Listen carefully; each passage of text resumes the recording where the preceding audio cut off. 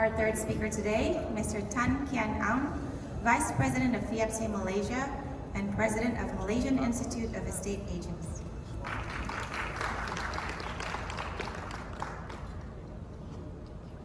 Next, I'd like to call on Dr. Eduardo G. Ong, Vice Chair of FIAPSI Philippines and Philippine Federation of Real Estate Service Professionals. And last but not least, I'd like to call on Bapak Ignes Kamalawata, FIAPSI Vice President of Legislation and Environment and Board of Strategic Studies of Real Estate Indonesia. Please have a seat. Our first speaker today, Dr. Duan Van Binh, will present the Vietnam case for foreign property ownership. Dr. Duan Van Binh holds a number of other positions as well, namely the member of Tourism Advisory Board, President of Day Viet College, and visiting lecturer of the National Economics University. He has also published 3 books on Vietnam real estate and tourism. Dr. Duan Van Binh, the floor is yours.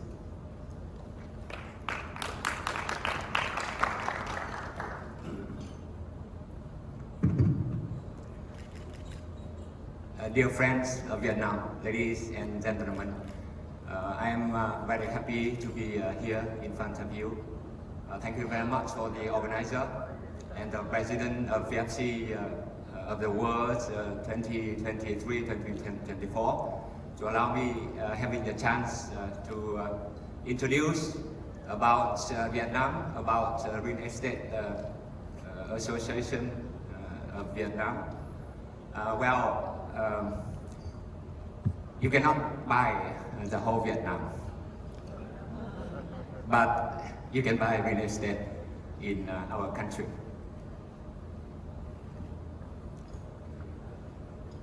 Today, especially, I would like to introduce you about how foreigners can buy and own real estate in our country. Next, please.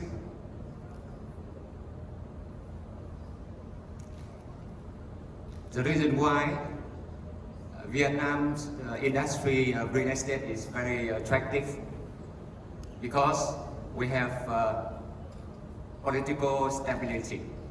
It means it is safe, it is peace for long-term and sustainable investment.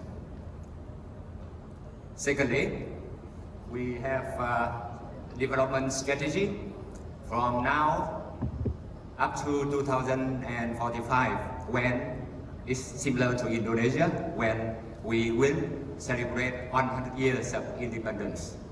That Vietnam will become very high income economy, about 15,000 American dollars per pax. Hopefully at that time the real estate market will be booming. Number 3, about the institution improvement.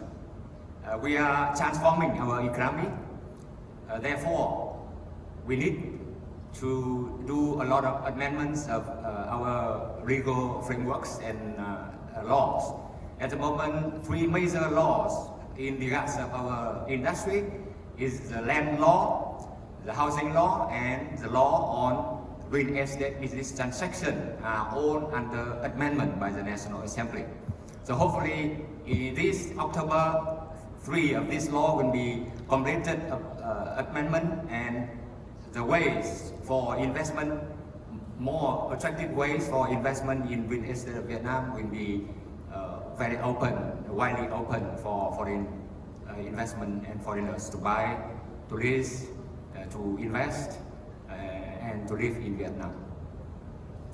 4, our economy is very open economy with so far 17 free trade agreements, and we are under negotiations of another 4. It means we will open our market to widely global to attract more foreign investment. And Vietnam so far also have signed 5 comprehensive strategic partnership with the powers of the world. India, China, Russia, South Korea, and last week, if you see the mass media, the President of the United States of America, Joe Biden, have visited Vietnam, and both countries have signed a comprehensive strategic partnership between Vietnam and United States of America. So this is a good chance for the foreign investors. 5 is GDP growth. In the last 2 decades, GDP of Vietnam has been growing constantly with about from 6 to 7%. Even this year, we are now facing some economic difficulties, but we are targeting about 6% of the GDP growth to make the macro economy strong enough to be attractive for investors. 6 is population. Vietnam's population now is reaching to 100 million persons, especially with the young structure, with our very competitive human resources. And especially every year we have 1 more million newborns. It means that we need a lot of housing, a lot of services, education, healthcare, infrastructure in the near future. 7. The middle class now increasing very fast. So far we have 15 million among 100 million of this group. And in the next 3 years, this middle class number will be double. It is the main driver of the consumption, including real estate products in our country. Number 8, urbanization. Vietnam urbanization's growth rate is about 1% per year. Up to now, we have urbanization rate of about 43%, and it will be about 50% by 2050. The 9 number, capital disbursement of the public, infrastructure. This year, Vietnam has been investing about 30 billion American dollars for infrastructure, including the north-south highways connecting from Hanoi to Ho Chi Minh City, about 2,000 km, and Long Thanh International Airport to be replacing of the existing old, out-of-date airport at the downtown of Ho Chi Minh City now.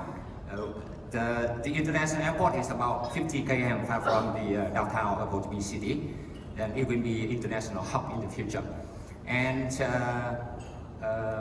many other projects, especially the ring roads of Hanoi capital and Ho Chi Minh City ring roads, number 3 and number 4. And the last one is the real estate potential. So as you know that the rate of total global real estate value by 2020 is about 326 trillion American dollars.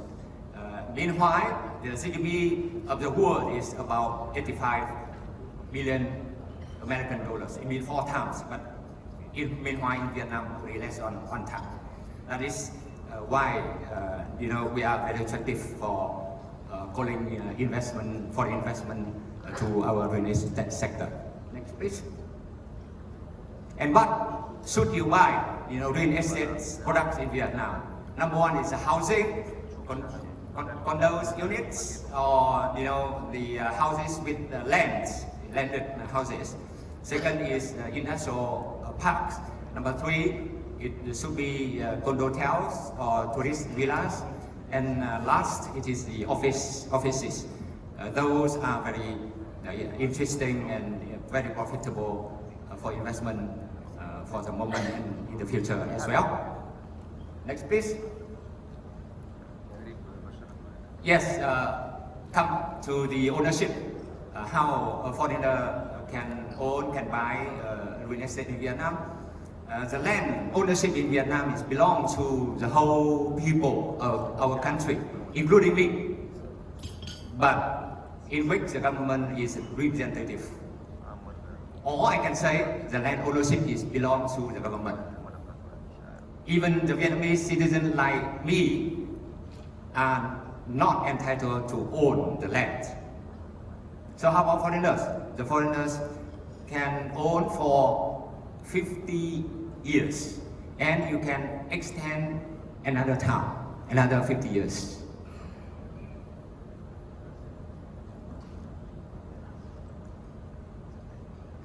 Next, please. For the sale contract, the payment details, it is, I think, very common, and I don't want to waste your time. And anyone who is interested can get the PowerPoint. And so next, please.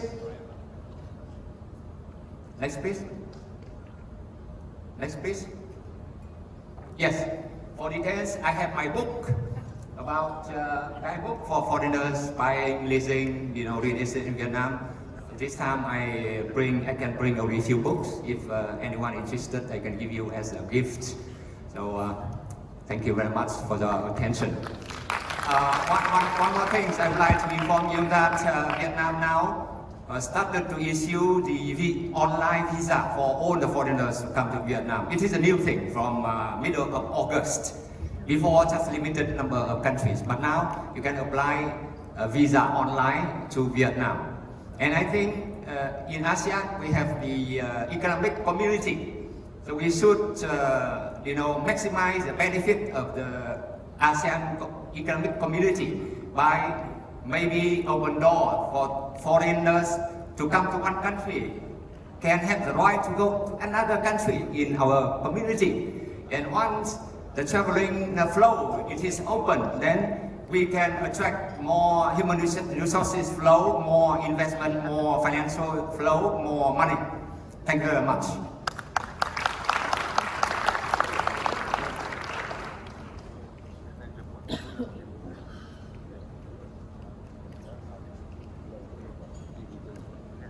Thank you, Dr. Duan Van Binh, for the presentation, and I think he's a very good promoter of Vietnam, and I do hope a lot of you take him up on his offer to visit Vietnam and to get his book.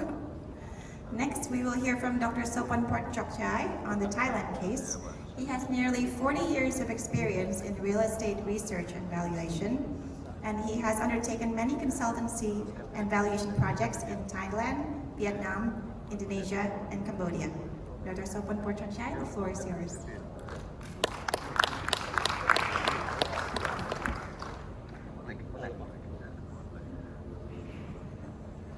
Good morning. So next please. I have 40 slides in 10 minutes, so I have to be really quick. Next please. This is myself. I have a slide for you, so maybe you can see it later. Next please. Next please. Okay, this is our Bangkok metropolitan region, something like Jabodetabek. That is Bangkok and the vicinity provinces, 5 provinces together. So you can see so many housing projects here. Next please. And this is the panorama since 1994, up and down. During COVID-19 also down a bit, but not much. And now it is in the moving forward condition. Next please.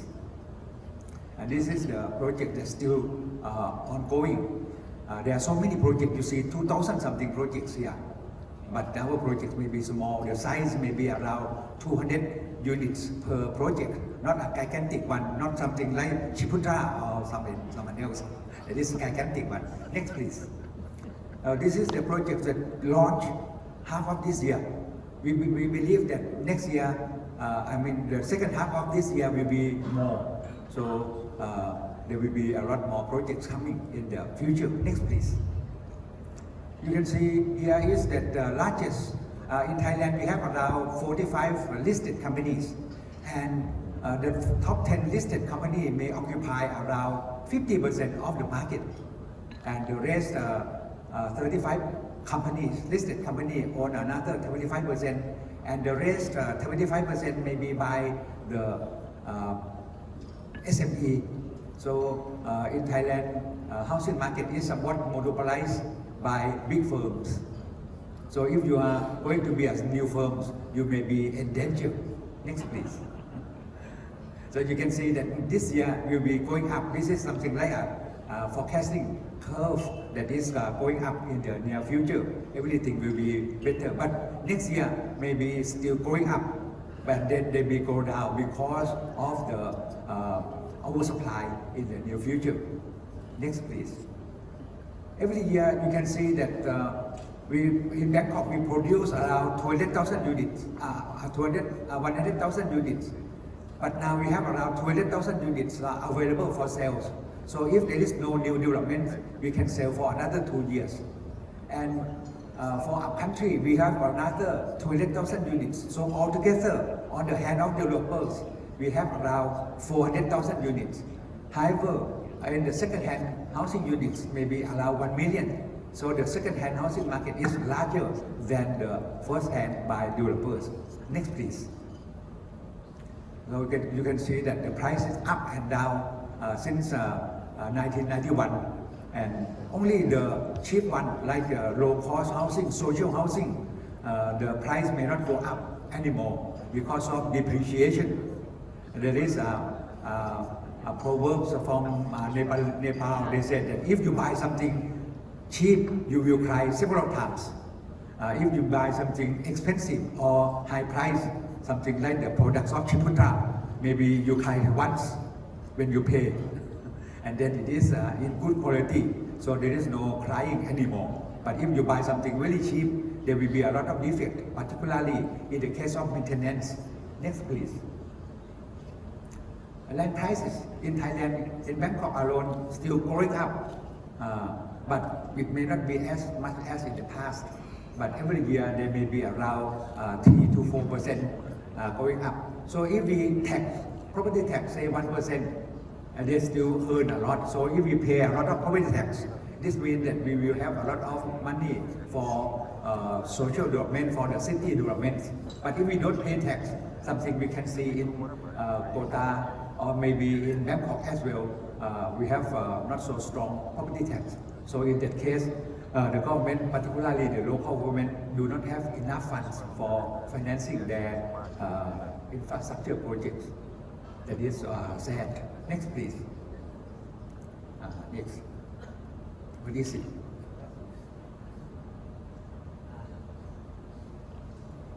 In Bangkok, we can see that there are new developments, and also the prices are going up in many cases. The price, next please. The price in Bangkok may be around 4 million baht, say maybe something around 120,000 baht per unit. And this is something about, sorry.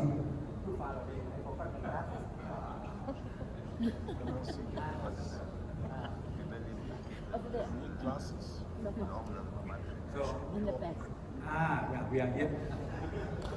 Sorry. You have another 5 minutes left. So you can see that in Thailand, we have around 1.2 million unoccupied housing stay there. Not because of haunted by any spirit, but because there are no people to buy because oversupply or maybe dilapidation or something. But in Korea, you can see that maybe around 1.5. In Japan, Mr. Yoshi is here also. In my statistics, they said around 8.5 million unoccupied housing unit. And in China, maybe 50 million. Oh, there are a lot of speculation. So this is the situation. So if in the future we believe that although today big developers may be somewhat monopolized, but in the future, I don't think they will be still very big because the second-hand houses will become growing a lot. So in this case, there will be no need to buy new houses, except we can build a new capital city, something like in Indonesia. Next, please. Foreign buyers. Next. In this case, you can see that this is the statistics up to mid of this year for the prices for foreigners buyers, maybe around 4.8 million. That is only 130 or 140,000 US dollar per unit. So we don't have the minimum price. This is some shortcoming. In Malaysia, I heard there are around something like 1 to 2 million ringgit as the minimum price, but in Thailand we don't have So this is some shortcoming. In Indonesia, you also have, next please. And mostly the foreigners, they buy in the CBD, the Central Business District, not anywhere. They will buy in the Central Business District or in the area nearby the airport or in the nearby area nearby the mass transit. So there are only some area that they will buy. So in this case, if we want foreigners to buy properties, should be in a zoning, a specific zone area, not let them buy anywhere they like or anywhere we would like to sell. Next please. And this is the estimation that for the housing projects here in over the world, Thailand, around 12,000 units that will be available for sales in the market by the developers. Next please. And then you can see that this year 2023 there will be a sale of around 50,000 by the foreigners, maybe 7,700 units bought by foreigners.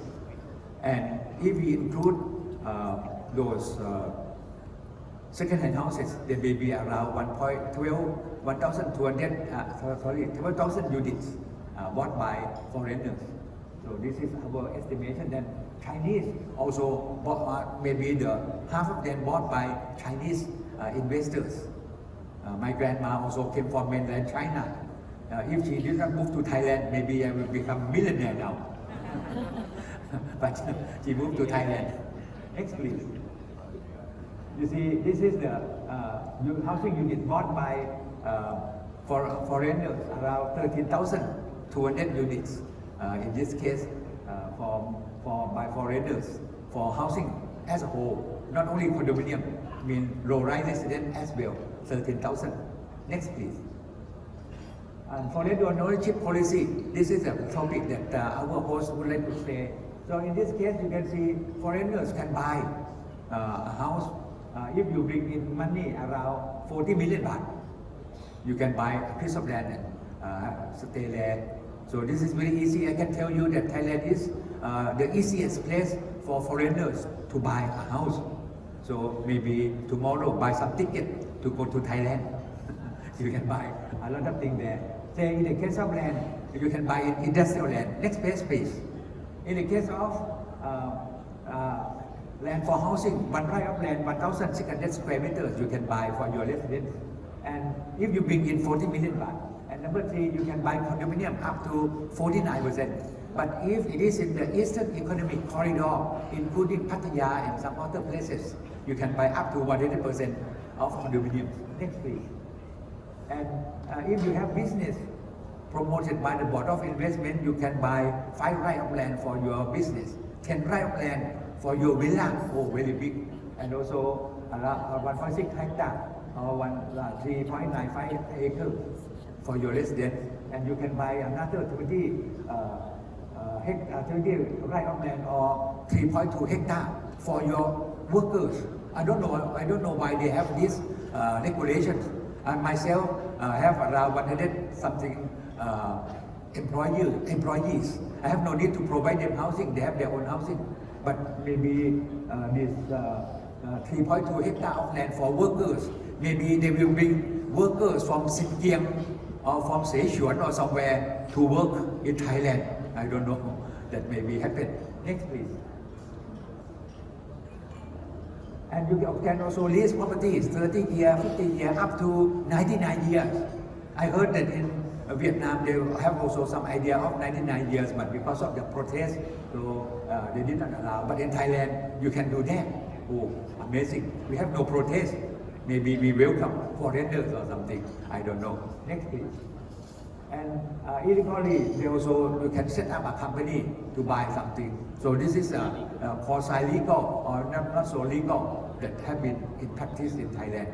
And this means that if we do not take good care, maybe in the future we may have some trouble. Next please. And in addition, you have also no biotax. In Singapore, you have 60% biotax. Hong Kong, 30% biotax. We don't have, so very easy. Next please. So in comparison, so I have another 2 minutes left. So in this case, you can see that Russian also business. They come to Thailand. 400,000 of them come to Thailand only 7 months in this year, and then they become set up a colony or something in Thailand. In the future, I think many Indian, many Arabic people may set up some business and move away to Pattaya or the Eastern Economic Corridor, and in Chiang Mai maybe become a colony of China or something. That can happen, something similar to this, if we do not have very good care for this policy. Next please. And you see, this is a Chinese gangster. They have a lot of big cars, a lot of big mansions in Bangkok, in Thailand. This is the grey business of them. The police caught them already. Next please. Indonesia, you can say something later. Next please. In Thailand, you can see that if you qualify, in this case, you receive 10-year visa. So this is really relaxed compared to many others. I heard from Taipei, Taiwan, that if you buy a house, you can buy, but you cannot stay there forever. 1 year, maybe you can stay for 4 months. But in Thailand, really relaxed. So come and buy property in Thailand. Next, please. And in Singapore, I just taught you already. Next, please.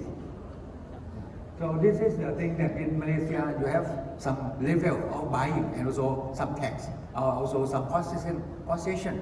Not just only allow you to buy a house and stay there, but in Thailand, really relaxed. No, we have no such thing. Next, please. Next, please. Yeah, in Indonesia, you may already know. Next, please. Yeah, in Singapore, you also know the tax. Next, please. This is Australia. You can buy only first-hand house. You cannot buy second-hand house. But in Thailand, you can buy any house. No worry, because this will make local people in trouble, because they will come to buy second-hand houses, and the house price will go up, and our fellow countrymen will be in trouble. Next, please. In New Zealand, they say no. Next, please. In Canada, they also say no. So this is the case. Next, please. So right now, there is another tendency. On one hand, we have a tendency that we want foreigners to buy houses in our country. But now there is another tendency, that is the world more banning new foreigners out buying a house, because it won't produce any economic outcome substantially. Maybe you can look at this later on. Next, please. Next, please. Thank you very much. Terima kasih.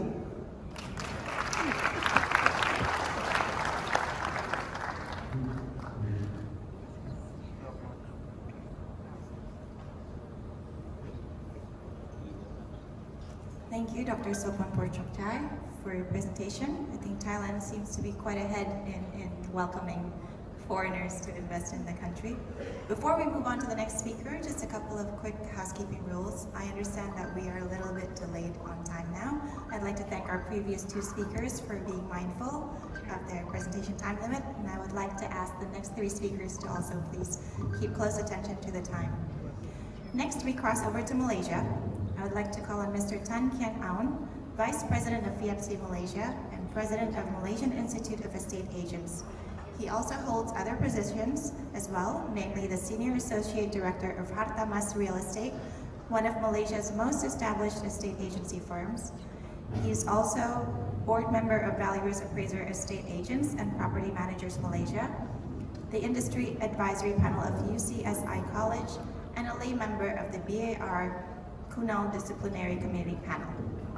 Mr. Tan Kian Aun, the floor is yours.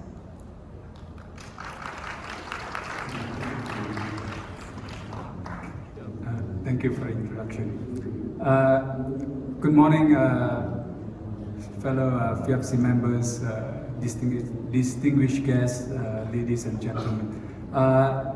Don't worry, I don't have 40 pages, and I think Dr. Sopon covered some of my presentation speech. Yeah?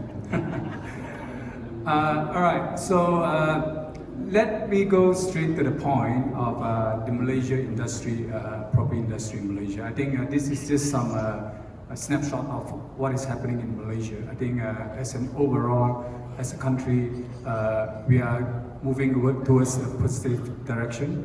And from the recent review from the government on our Malaysia second trough plan, we are heading to the right direction with a lot of positivity in the industry. So I won't go through everything, but I just want to mention a few points. I think in terms of the construction industry, we have seen an increase of activities in most of the sector. And I'm glad that we had this morning speakers talking about the ESG, green cities and all these things. And in Malaysia, we are equally committed to the ESG in building a sustainable living, community living, and also building a green society in sustainable of the protecting the world, in also the environment of the industry. So in that, I think in Malaysia, we are developing countries. There are a lot of opportunities. There are a lot of areas that we are developing, and that's the reason why we see that there are a lot of opportunities for international players to be involved in the Malaysian market.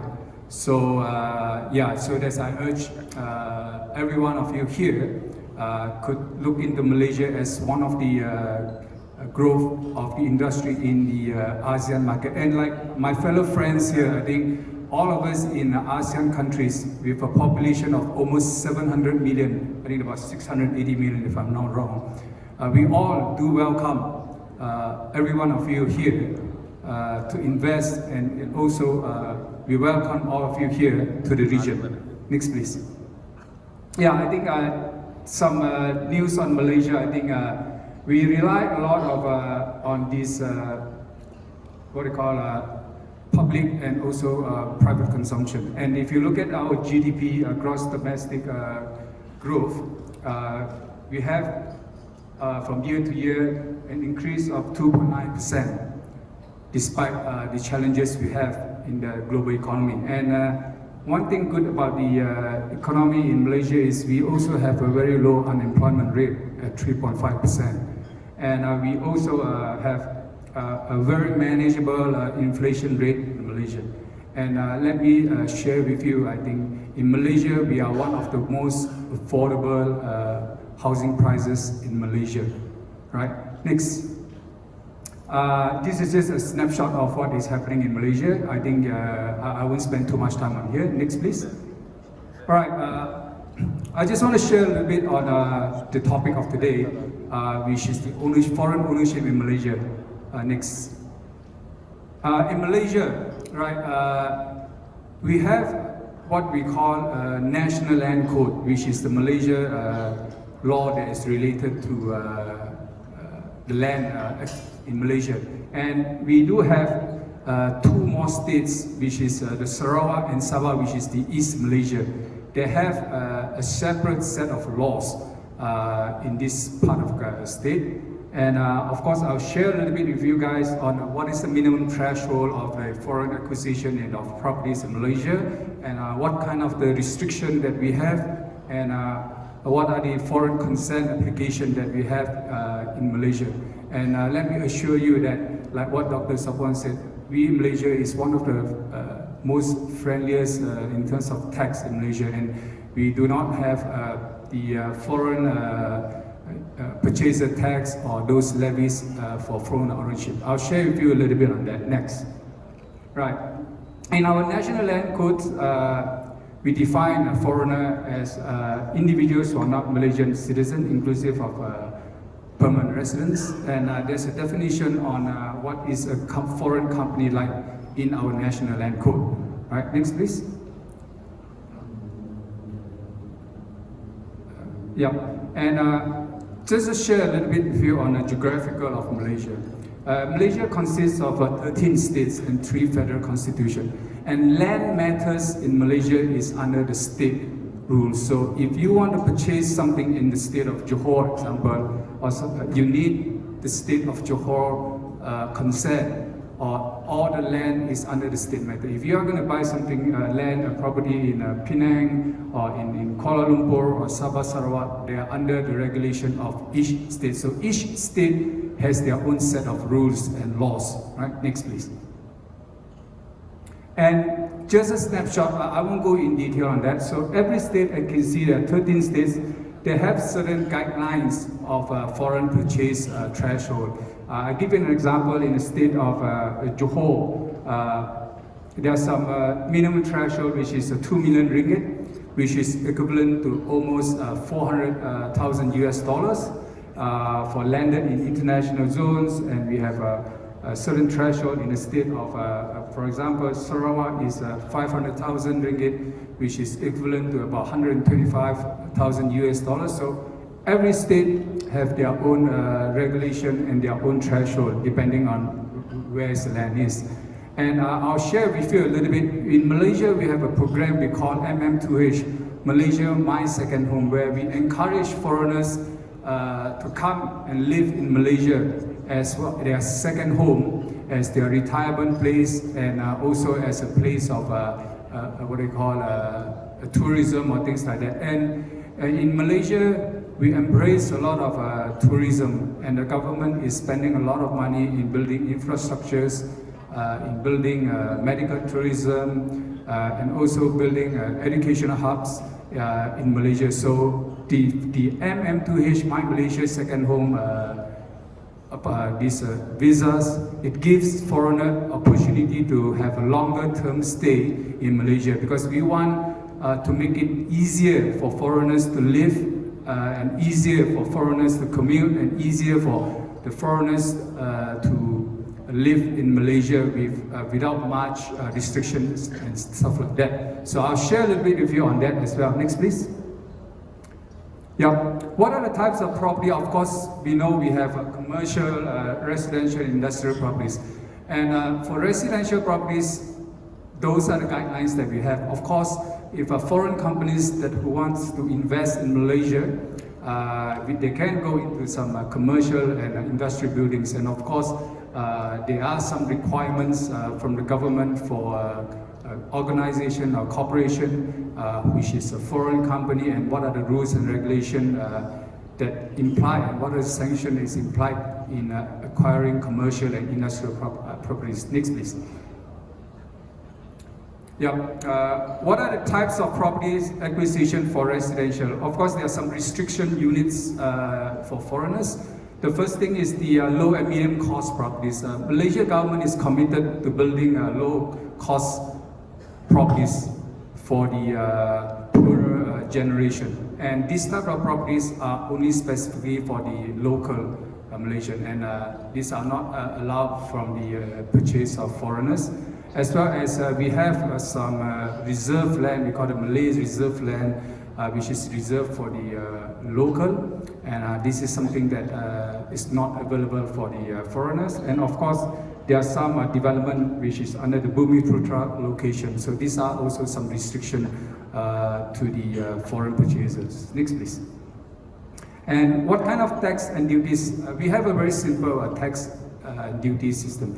The first thing is, if you acquire a property, the first thing you need to pay as a foreigner is the stamp duty on the memorandum of transfer in Malaysia, where they transfer the name of the title to another person. So there's a stamp duty that is, there's a levy that we have. The second thing is the real property gain tax, whereby if you dispose of property, if you incur a gain, there is a tax on that as well. And of course, there are some government levy on maintaining property. We have the quit rent and assessment rates payable to the local authority and the governments. And of course, there are certain stamp duties on various instruments. And like what Dr. Sokwan said, I think we don't have foreign acquisition stamp duty on acquiring of a property in Malaysia. Next, please. Next, please. Right, and this is just the table of the stamp duty, what do you call it? Memorandum transfer on the stamp duty. If you acquire a property, this is a stamp duty that you pay for acquiring the property, depending on how much is your property. So the first 100,000 ringgit is 1%, and it goes on up to the 1 million, which is a 4% threshold. Next, please. And this is the real property gain tax. If you dispose your property within the first 3 years of after you acquire your property, as a non-citizens, you pay a flat gain tax. Whatever profit or gain you make in the first 5 years is 30%, and anything beyond that, if you dispose of property beyond 6 years, 5 years and above, you pay the real property gain tax of 10%. And same goes to if you are a company, this tax structure will apply as well according to the table. Next, please. Now, in terms of foreigner being into Malaysia, we have two. The government has recently reviewed and amended some of the requirements for the My Malaysia Second Home, and we have another program we call the Visa Premium Malaysia. Next, please. So I'm going to share with you what is the difference. I won't go through in detail, but My Malaysia Second Home is basically a 5-year social visa that allows you to travel in and out of Malaysia in unlimited entry for the next 5 years. And there are some requirement to that. First of all is you have to be age of 35 years old. And if you are an application of 35 to 49 years old, you need to have certain additional fixed deposit in the country, and a fixed deposit minimum of 1 million, my apologies, there's a typo error here. It's a 1 million to be placed in a local bank, and currently the threshold level for monthly income is about 40,000 ringgit. So if you translate this to US dollar, it's about 10,000 US dollar, because in Malaysia, I think the currency is about 4.7 ringgit, equivalent to $1 US. And with this visa, you are only allowed to reside in Malaysia, but not to work in Malaysia. Next, please. Right, and what are the benefits to this is, like I said, we want to make it easier for foreigners to live in Malaysia, so that they commute in and out, they can acquire properties at lower threshold levels, and things like that. So next, please. And the other program is, next slide please, is the Malaysia Visa Premium.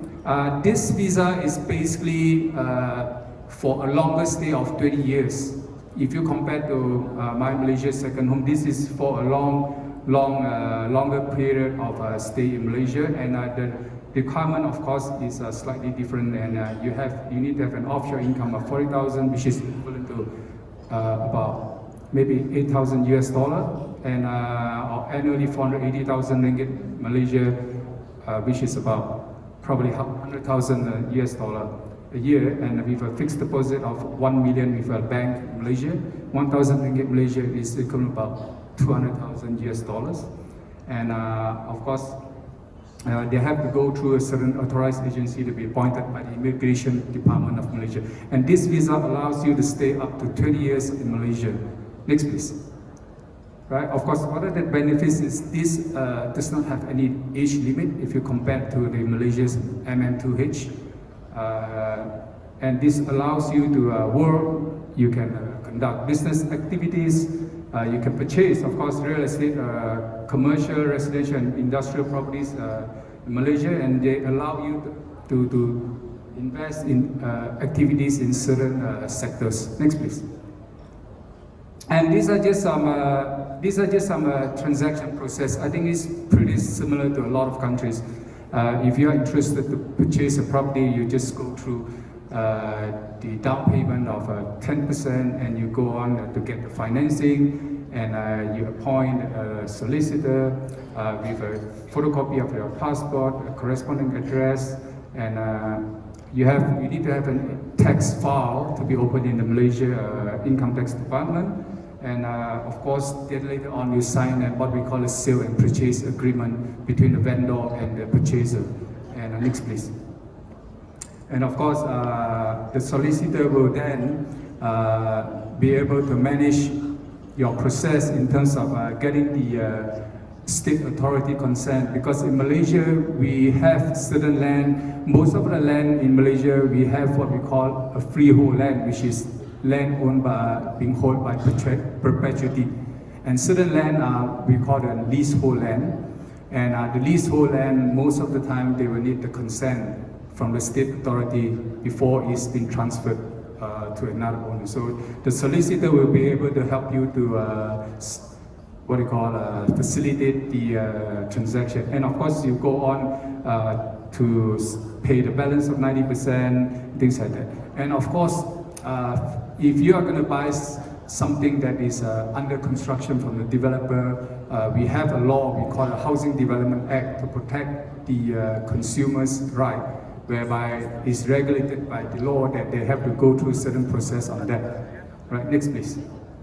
All right, I think basically that share a little bit of a nutshell of what is foreign acquisition of property in Malaysia. Like I said, we are committed to building a sustainable and livable community in Malaysia. And we do welcome investors, we do welcome foreigners into the country. And as we are a developing country, and there's still a lot of opportunities for us to grow in the market. So with that, thank you very much for your attention.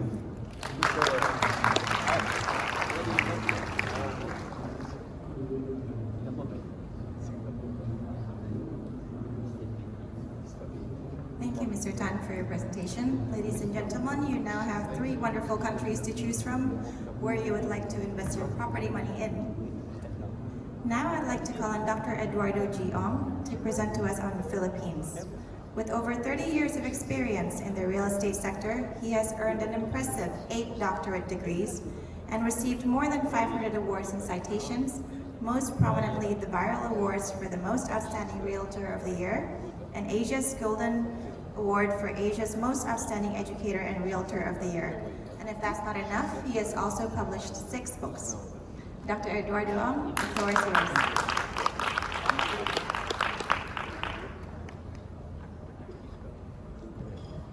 Hello.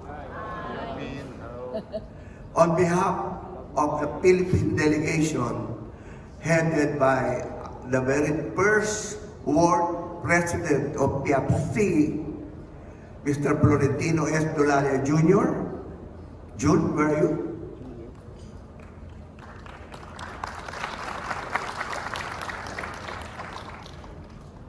Thank you, Mr.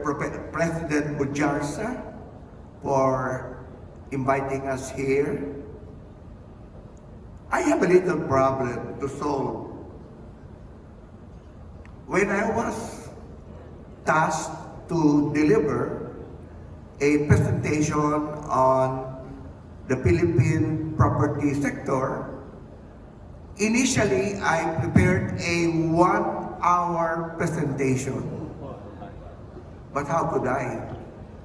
I was told that there will be only 15 minutes, that I should be able to capsulize my presentation.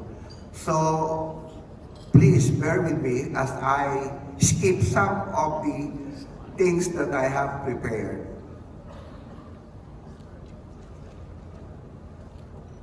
I'll go straight to the point on Global Guide in Property Ownership in the Philippines. Firstly, let's discuss property ownership by foreigner in the Philippines. This topic holds immense significance in a globalized world where individuals and corporations seek investment opportunities beyond their borders. In the Philippines, there are regulations and guidelines governing foreign ownership of real estate, and it's crucial to understand these nuances. I will try to elucidate on the legal framework, permissible property types, and the process of acquisition, all aimed at providing you with a comprehensive guide on how to navigate this aspect.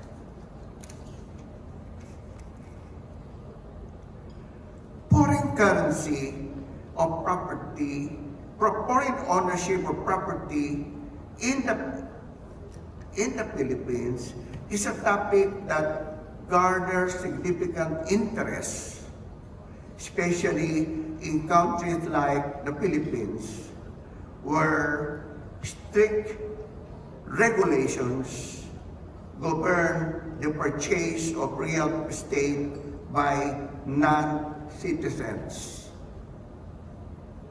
Let's delve deeper into the subject and explore various aspects of property ownership in the Philippines by foreigners.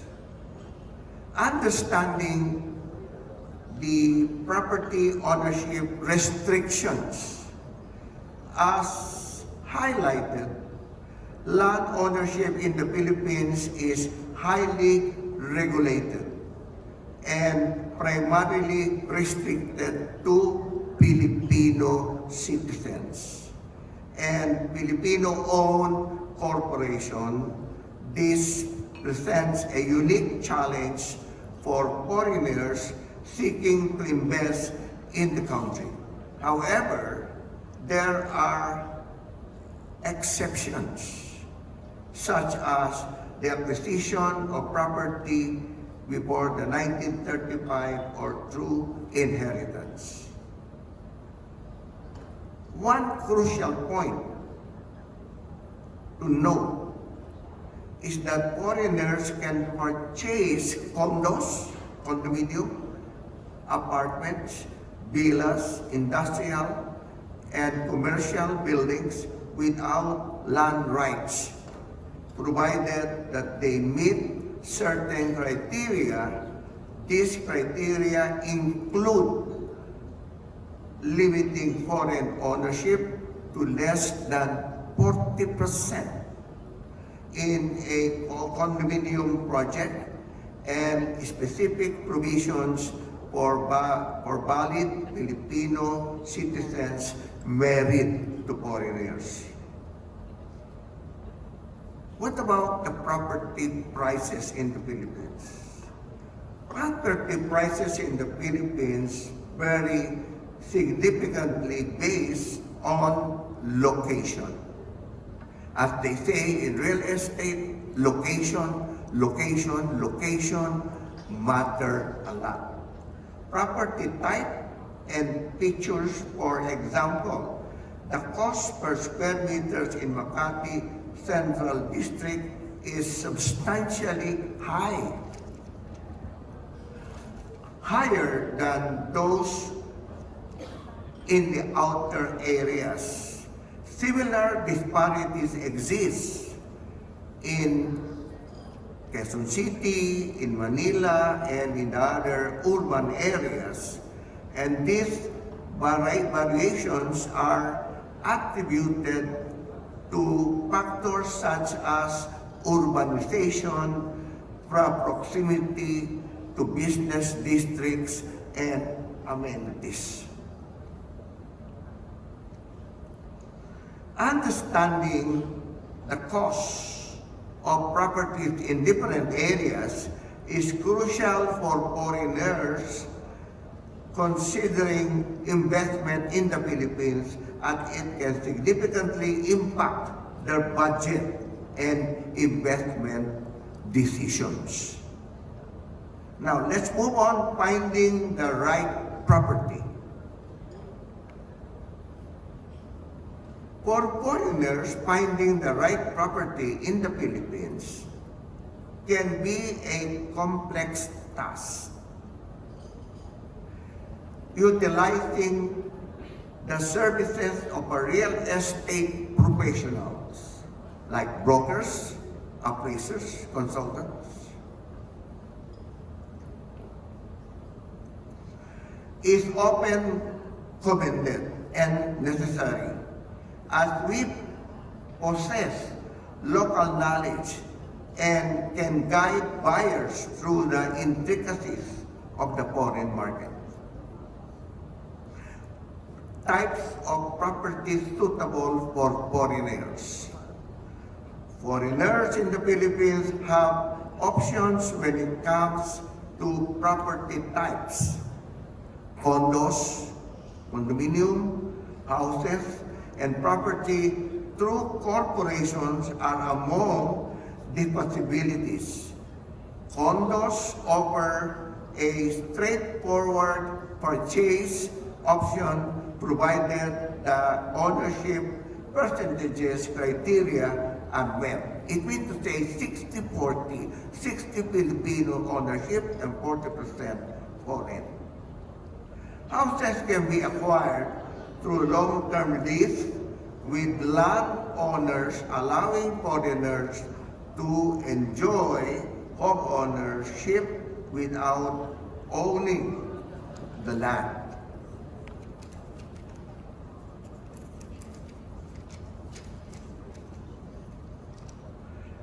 Property through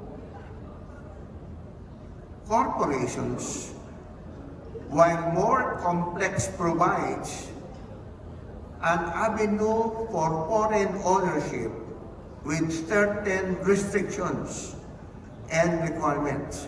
And understanding these options is essential for foreigners not to make informed decisions about the type of property that it would purchase. Now, let's move on to the preparation and financing. Before embarking on the property acquisition journey, foreigners should conduct thorough research and consider factors like the expat populations in specific areas, recommendations from local residents, and online listing can offer a broader perspectives.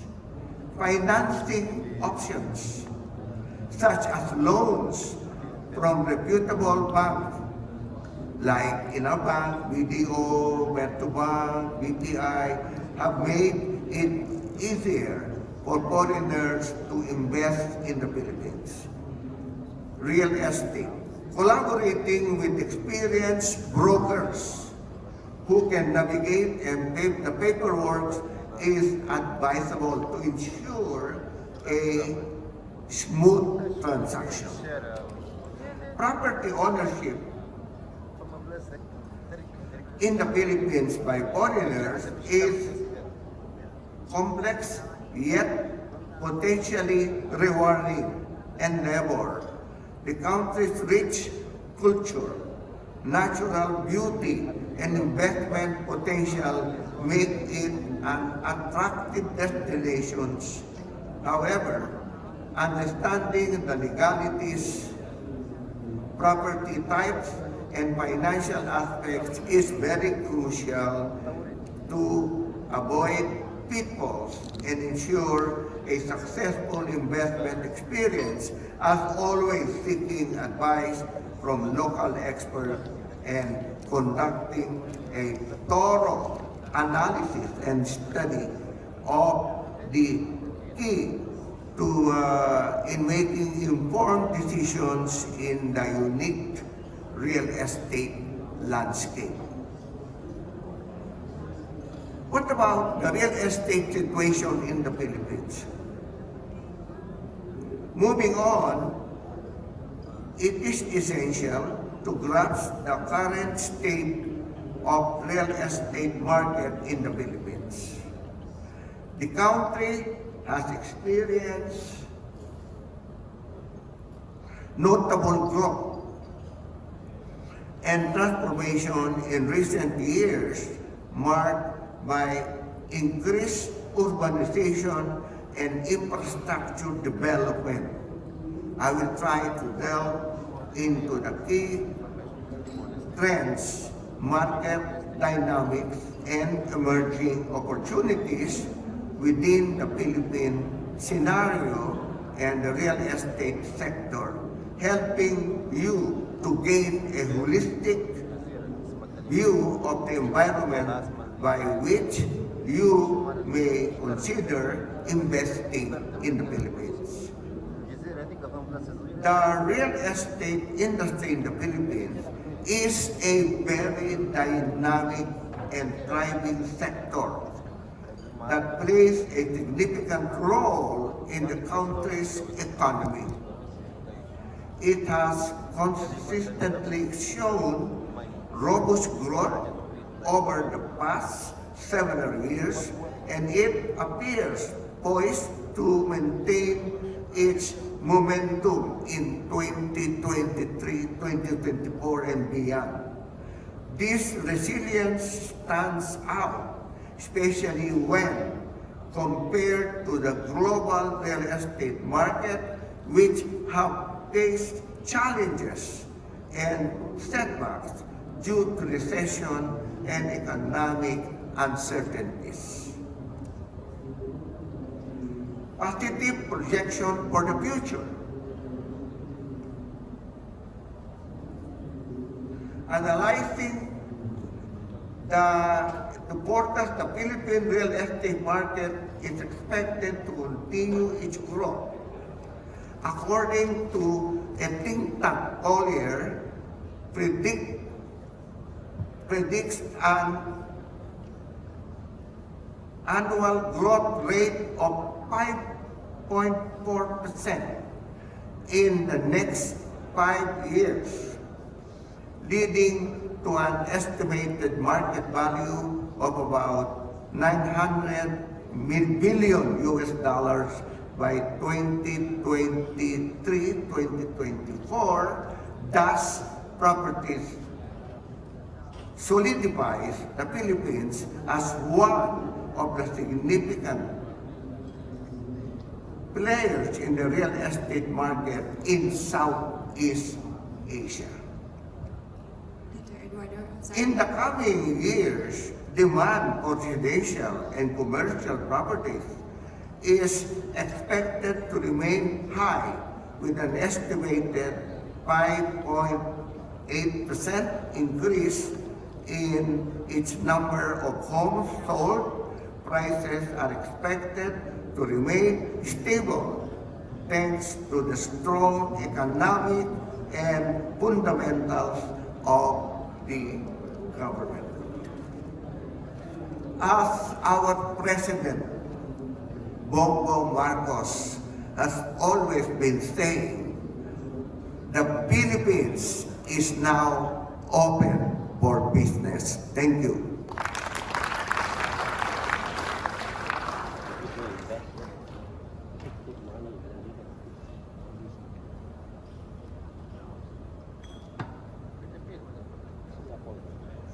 Thank you, Dr. Eduardo Ong. Now I'd like to call on our last speaker, Bapak Ignas Kemalawata, PFC Vice President of Legislation and Environment Committee and Board of Strategic Studies of Real Estate Indonesia. He also holds positions in a number of other reputable organizations, namely Vice Permanent Committee Board, Kadin for Housing Development, Member of Board Apindo on Property and Area Development, and Head of Steering Board, Green Building Council, Indonesia. Pak Ignas, silakan.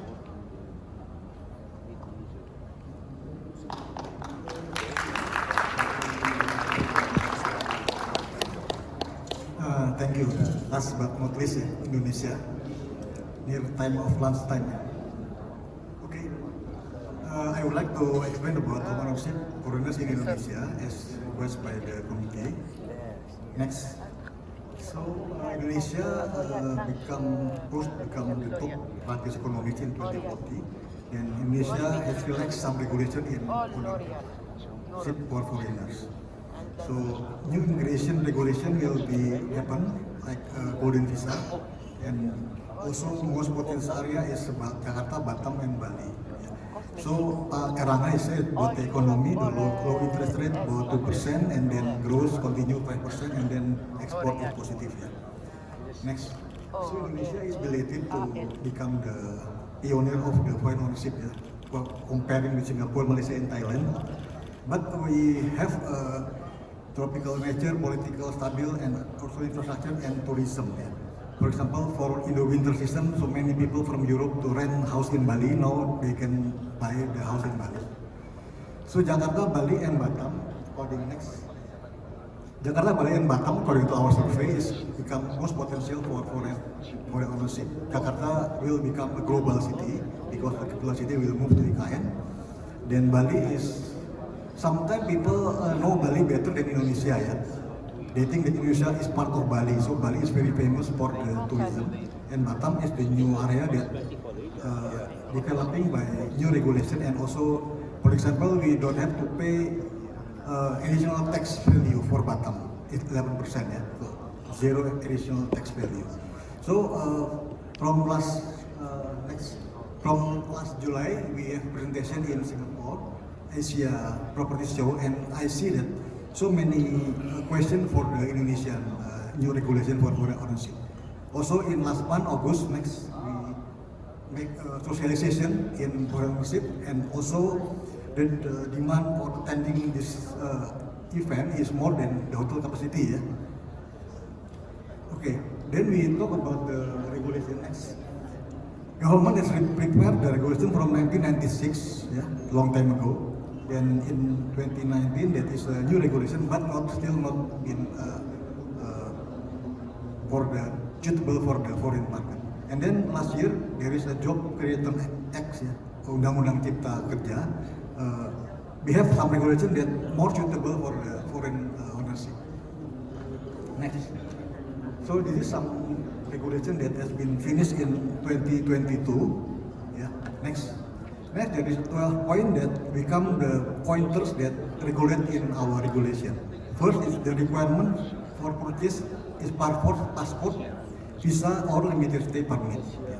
So it is before there will be kitas or kitat, but now just only passport, visa or limited stay permit. The landed houses have a right of use or hak pakai, we call it. In an apartment, we get a certificate of ownership for apartment units. Yeah. The duration we have 30 years plus 20 years plus 30 years. Then it can be heritage. Then there will be a second home visa or golden visa, announced by government. And diaspora get 70% of maximum price. Yeah. There is 12 points that regulated by our government right now. But the situation next, it is the now is if many questions for the credit or mortgage, yeah. No, still not yet implement. Maybe next year government will open the opportunity for the credit, yeah. But no, based on full payment or initial payment for developer. Then no new tax provision.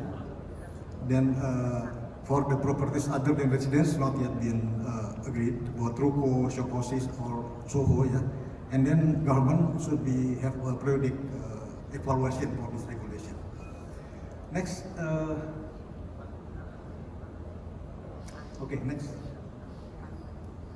Now we have implementation in the region, yeah, regional level regulation.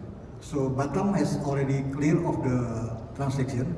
Now we come into the all region of Indonesia. There should be adjustment of the requirement of the tax payment. Yeah, we have explained to Jabodetabek area last month. Then next month we will make the socialization in Bali, East Java, and Lombok for regional regulation. Next. So this is the part of next. This is the part of the book that we provide. Yeah, you can get the book in the Indonesia Secretariat. Yeah. This is example the owning immigration document, passport, visa, or stay permit. Yeah. Next. So now become the two kind of properties that can be purchased. Is a house, landed houses. This is with hak pakai, yeah. And then maximum one unit land, maximum 2,000 square meter. And then for apartment, built on land with hak guna bangunan or hak pakai. This is the new also revolution, yeah, with satuan rumah susun, yeah. And also based on minimum price by regulation. No limitation right now to size and number of units, yeah. But later government will regulate maybe certain percent of the apartment can be sold for the foreign. Next. For the tax, there is no difference with local people who buy the property, yeah, from value added tax to land and building tax. Later I will explain about the figure of any tax regulation. So no additional tax for foreigner right now. Maybe next year, I don't know. Yeah. Then next is the book that we provide in Real Estate Indonesia. You can get this book from our secretariat. So basically consists of explanation for the market, how to buy, and then for the local government guide, and then for taxation explanation. Yeah. So the complete guidance you can read in guidance for foreigner property ownership in Indonesia. So this is the flow, yeah, of the how we do the transaction. First is if foreigners have interest, they can make the preliminary sales agreement, yeah, with the developer first. Step number 2A. Then after that, they pay land and building transfer fee, yeah, to government. Then after that, number 4, registration for land ownership. So number 4. Then number 5 is sales and bid purchasing after jual beli. Then after that, certification. Number 6. Then somebody can ask for the golden visa or second home visa to the government, or pay the land and building tax. So there is 8 aspects that clearly have settled for foreign ownership in Indonesia.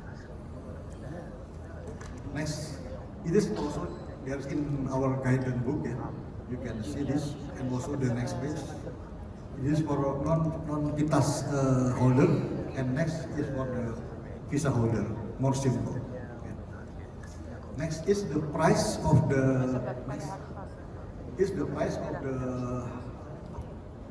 land and apartment which can be purchased from the government.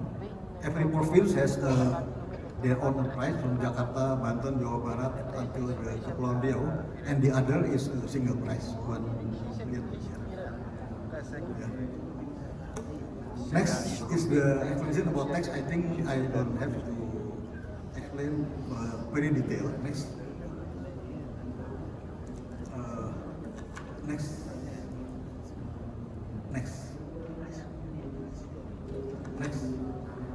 Basically, there is 20%. Yeah. If somebody buy the house, that 20% come to government in some kind of tax. Yeah. Next. So based on the requirement from the committee, I will explain about the regime of the Indonesian foreign ownership. Yeah. Next. So the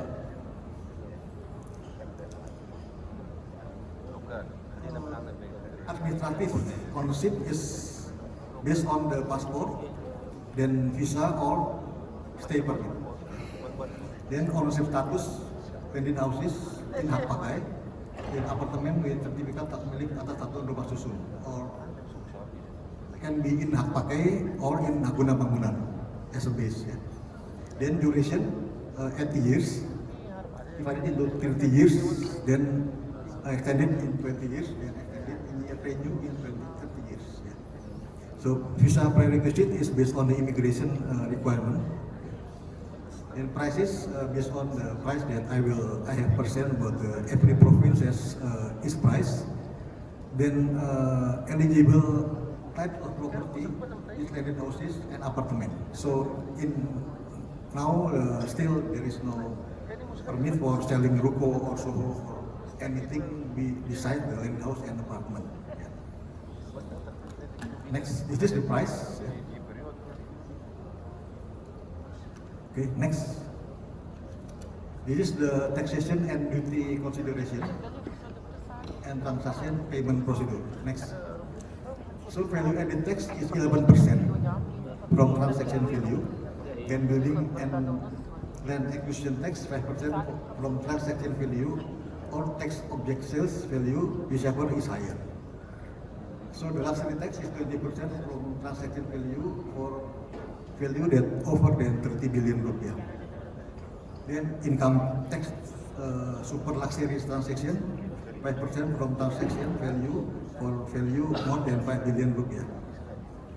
Sales and purchase agreement fee PPJB 1% from transaction value. Sales and proceed fee 1% from transaction value also. And ownership transfer fee, this is notaris fee to change the ownership. Yeah. It is 2 or 3% of the transaction value. Then non-tax state revenue can be paid is 1 or 1,000 of transaction value plus 50,000 rupiah. Then land and building tax is 1.5% tax assessment value, or 40% from sales value from taxable object. So this is all tax regulation which is happen in Indonesia, and also same treatment for local buyers and also foreign buyers. Yeah. Okay, next is the flow that I have explained. Yeah. So there is eight step that flow from the start and until the payment the land and tax for building. Okay, I think it is all of the explanation in Indonesia. I have initial explanation about the golden visa, but if somebody have a question, I will answer later. Yeah. Thank you very much.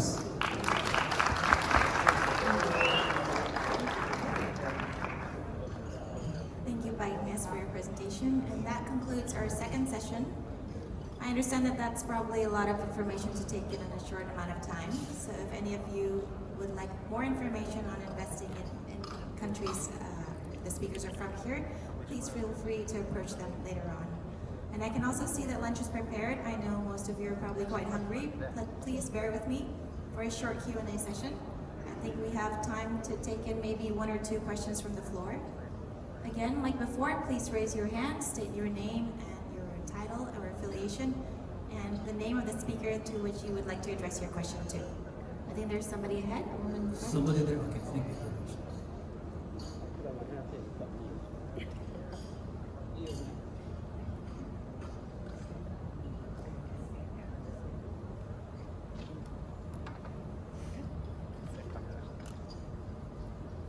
This I would like to ask, it's Dr. Duan, Vietnam. The question is, how much, if you buy property in Vietnam, is there a certain percentage you can only take out as a foreign investor?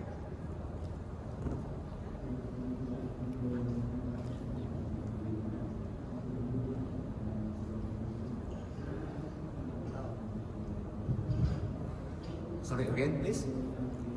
If someone invests in Vietnam,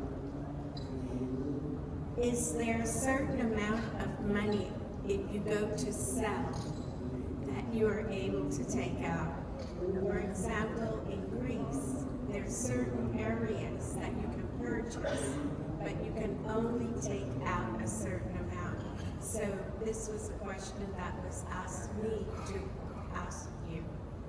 Okay, it's clear. In Vietnam, if you buy a property and then you sell it, and the difference between the cost and the revenue, it is profit. And you have to pay 10% of VAT tax and 2% of gain profit tax. And the rest of the money, of course, you can bring out. Thank you. Thank you. Is it clear for you? Pardon? Is it clear for you? Why? Do you understand? Yes. What I trying to say? Yeah. Okay. Thank you. Thank you. Is there another question from the floor? Okay, we have another one, the last one, I guess.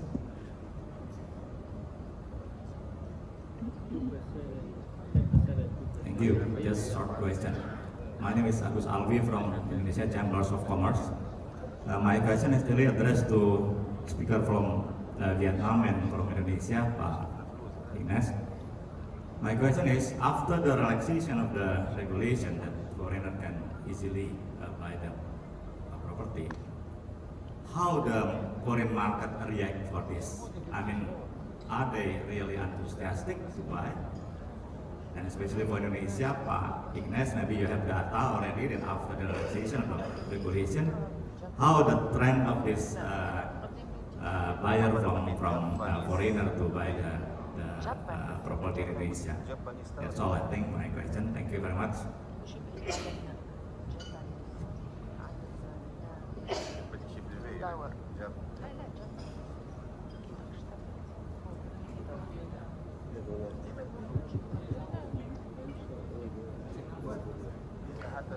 me first.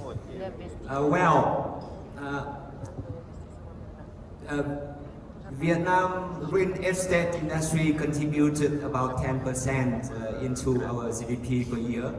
So it is playing more and more important role in our economic development from now on. Besides, the domestic market of the middle class is coming, and 1 million persons per year in growth. Our demands for housing, especially housing, is very huge. But our government wants real estate industry play more important in economic development. So now we are easing our regulations and legal frameworks to welcome foreign investors to do investment in our real estate industry. And it is going up because the foreigners now have the right. Before, the foreigners don't have the right to buy property in Vietnam, but now it is legally. Foreigners can buy maximum 30% of the condo units in one buildings or in one communes in the commercial housing development projects. It means you cannot buy anywhere in the countryside or in rural area or in the city, but outside the commercial development real estate project, of course you cannot buy, but inside the commercial project you can buy up to 30% of the condo units and 10% of the landed houses. And the foreigners now are more and more coming to Vietnam and to buy the house as a second home. Not only houses in the city, but the condo towns, the tourist villas in the coastal areas of Vietnam, like in Quảng Ninh, in Nha Trang, in Phu Quoc of Vietnam. Thank you.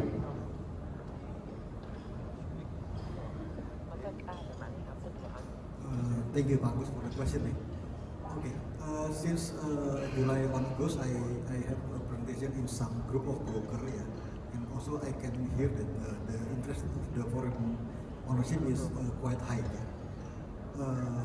In the qualitative point of view, since long time ago there is a willingness to buy property but no regulation. So many people using the nominee by purchasing property in Bali and Lombok. But now there is a regulation, and many people rent housing in Bali and Thailand also escape from the winter season from the Europe. So qualitatively, we have the data from the foreigner who has something like this. But the more aggressive is in Batam, because Batam is now clear all regulation up to the regional regulation implementation. So it's about 300 houses and apartment in Batam has been sold, and then about 40 to 50 has been in process in certification in BPN, ATR BPN. But in other region like Jakarta and Bali also a good demand, but still there is a regional rule should be implemented first before they really buying the property. So now we in association we push the regulation local to provide in Jakarta, Bali, and other regions. So next month will be socialization in Bali, Jawa Timur, and Lombok. Hopefully, not very long time ago, Jakarta last week there is a good report from the payment of the tax. They have a suitable adjustment for the old regulation to new regulation. Now we wait for Bali and other areas. Thank you.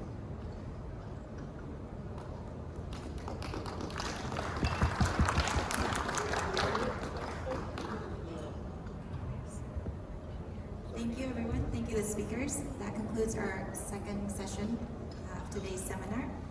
And I will return the mic to the MC. Okay, thank you very much. Give a round of applause, ladies and gentlemen.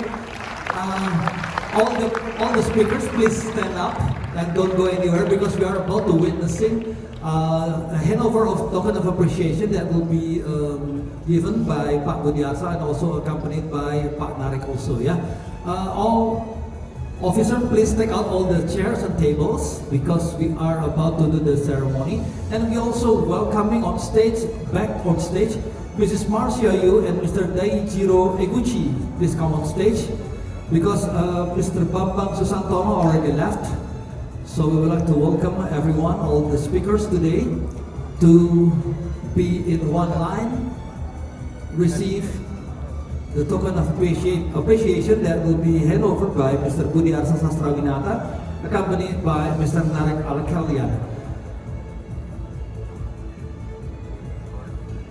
And later on, we would like to welcome also Ms. Maria Joao Silveira. Please come on stage to join the photo session after this. Okay, please welcome Mrs. Marcia Yu, where are you? Still with us? Oke, sebentar Pak, kita akan take out dulu kursinya Pak. So it's been a great session, ladies and gentlemen, but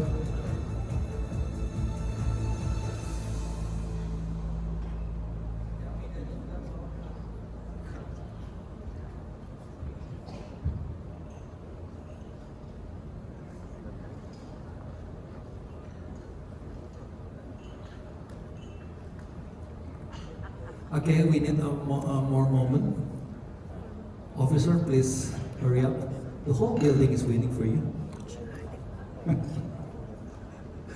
Okay.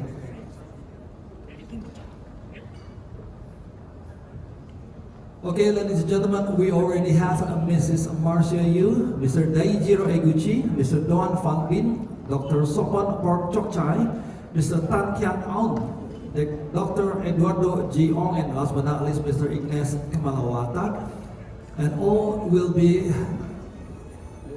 given a token of appreciation by none other than Mr. Budi Arsa Sastrawinata. Okay. For those of you who is receiving the token of appreciation, please one step ahead, one step to the front. So therefore you can have a single picture taken together.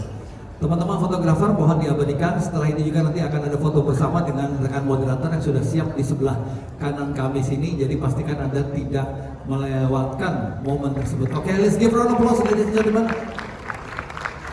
Okay, thank you very much. And then after this, we're gonna take a picture, a short one. Then we're gonna invite both moderators to join the session. Okay, give a round of applause again before we're enjoying the lunch. Okay. Okay, another round of applause, please, in the house. Thank you very much. Okay, thank you very much. Mr. Narek is distributing very well. Okay. And last but not least, we have Mr. Ignace Kemalawata from Indonesia. And then, please go to the center, I guess. Don't you think you should go, to the center? Agak ke tengah, Bapak. Please offer him.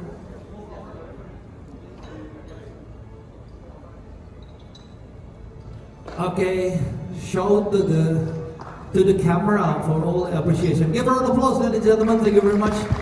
Give her a best smile also. Then it's about time for us to welcoming Miss Maria Silveira and Mrs. Lalitya Ciputra Sastrawinata to join the photo session. There you go, ladies.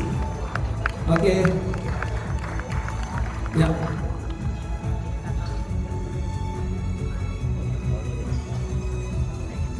Okay.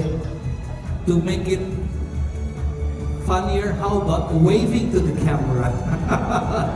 Yes, something fun. Okay, there you go. Thank you very much. Okay, there you go. Give a big smile to the camera. Okay, thank you very much, ladies and gentlemen. That's a wrap for today. And on behalf of the committee, I would like to say thank you for joining us and making time to join us today for the occasion. It's been a great pleasure to host such a historical event. And we look forward to seeing you again. And I'll see you again next time. I wish you a pleasant day. Have a great lunch and I'll see you again next time. Bye-bye.